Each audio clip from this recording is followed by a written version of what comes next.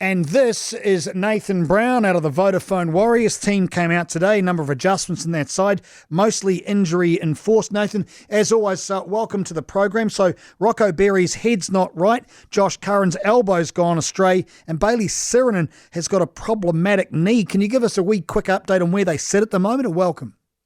Rocco's is probably, it's just your standard HIA, but, it's been a short turnaround. I think he's going well with it, and in a longer week he may have been okay, but with the new protocols, the short turnaround wasn't going to allow him to make it, so you'd imagine he'd be fit and available for selection next week.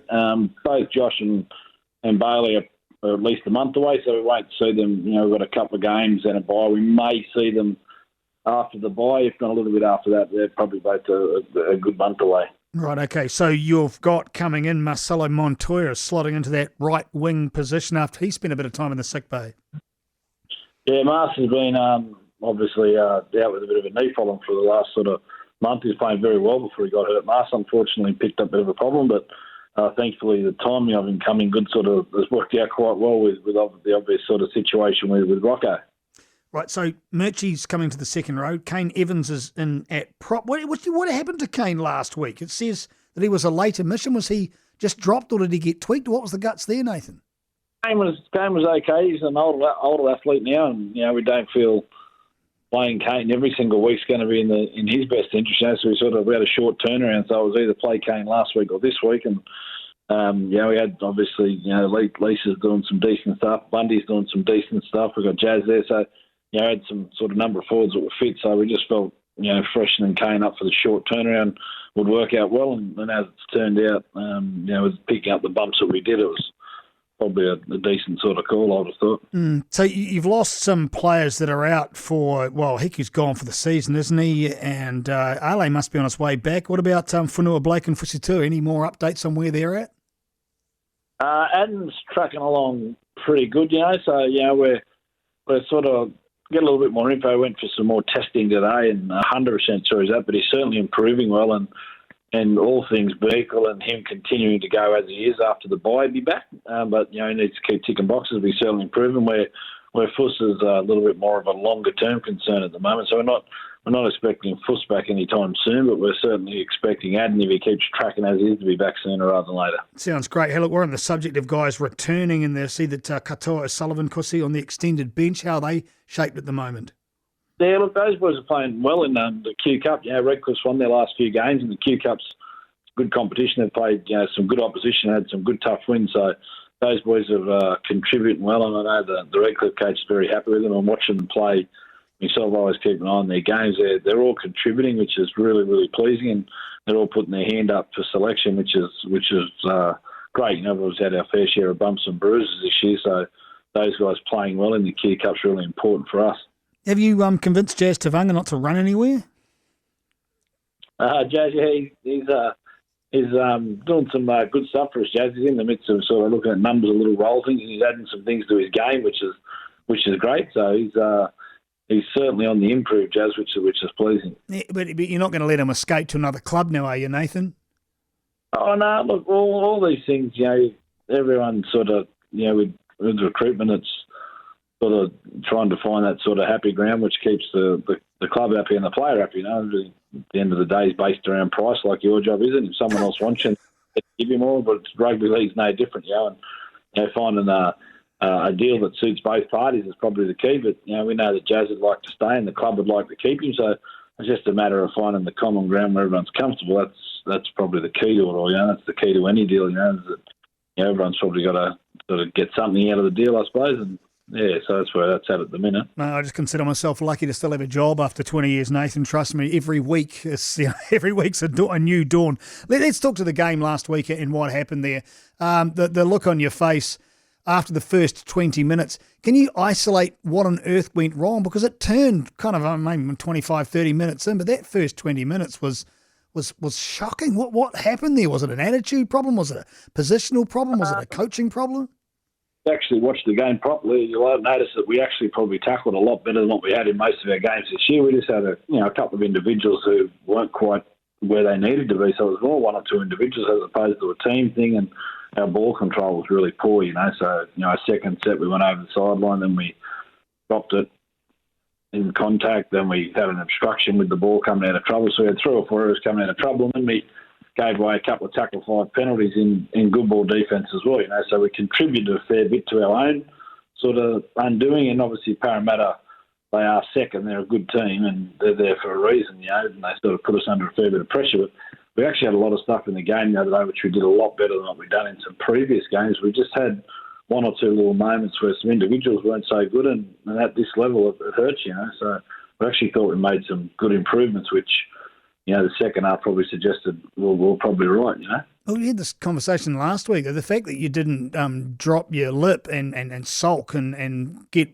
50 points put on you, I think was a massive to the team. The way you managed to fight back in that second half towards the end of the first says a lot about the rigidity of the spine of these guys once they get it right.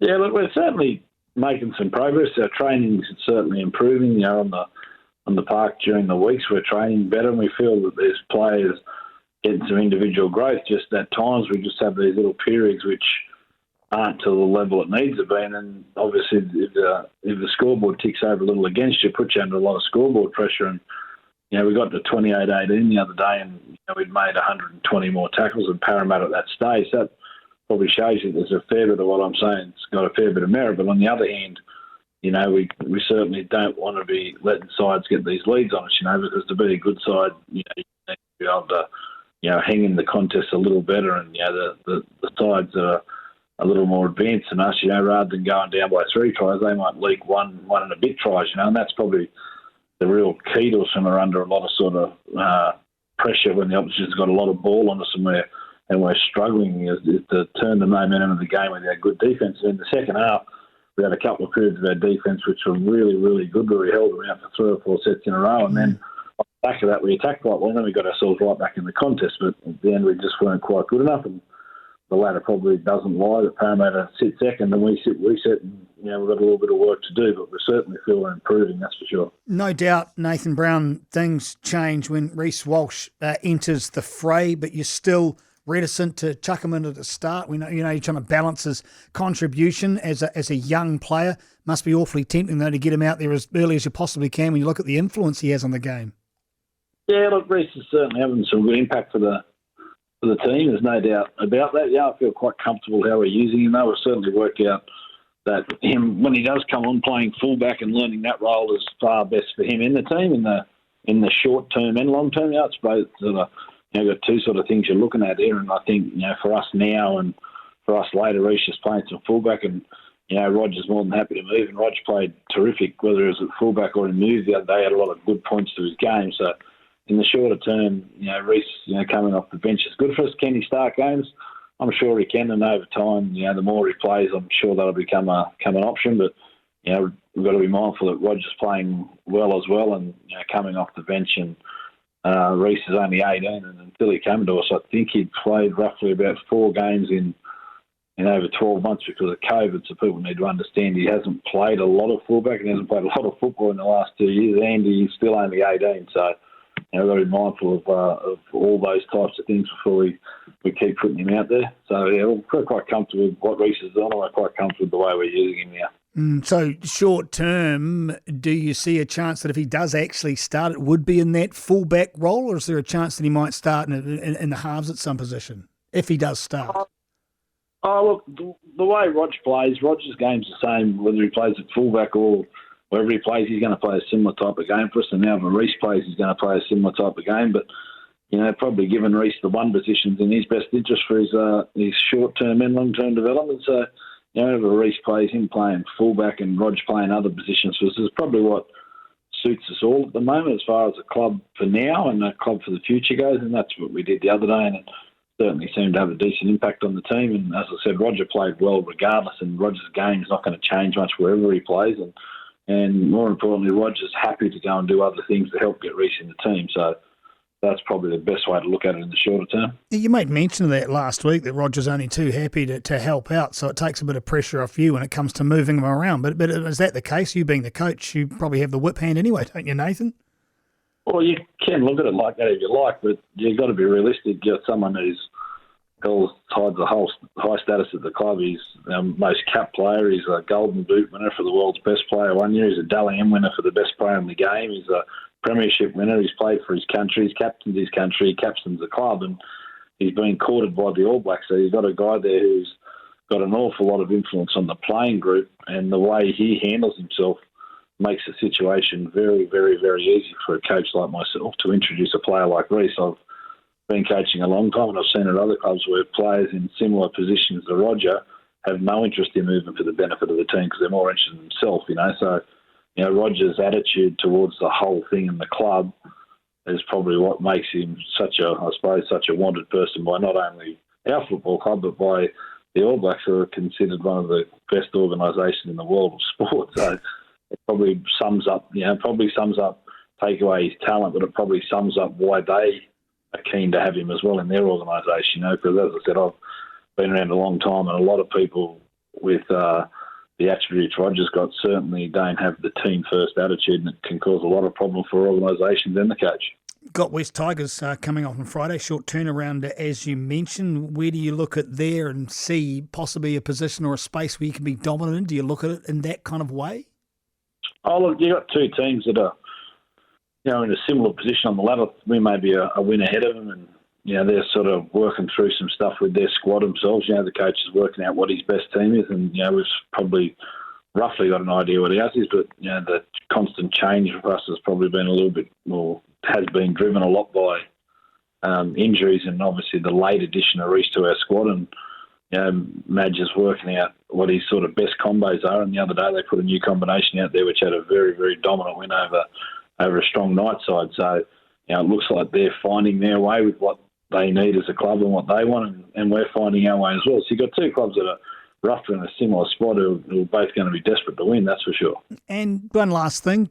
When are you guys coming home? I've got all these texts going, we want to come to Mount Smart and watch these boys play. Come on, twist his arm, Get them home. I'm only the coach, mate. When you're talking about things like that, you need to go a bit higher than me on the pecking order, mate. So, I'm not the right person to ask there at this stage. No. Well, where you go, doing what you do best, which is coaching. Nathan, always a pleasure, mate. Thanks very much for joining the program. You go well. Looking forward to Friday night. Thank you very much. Have a good one. Kia ora, James McConey here, co-host of the ACC's Agenda podcast. If you're a fan of topical sports discussion and downstairs analysis, then make sure you check out the ACC's Agenda podcast. Now, Radio Voice, available now on iHeartRadio or wherever you get your podcasts.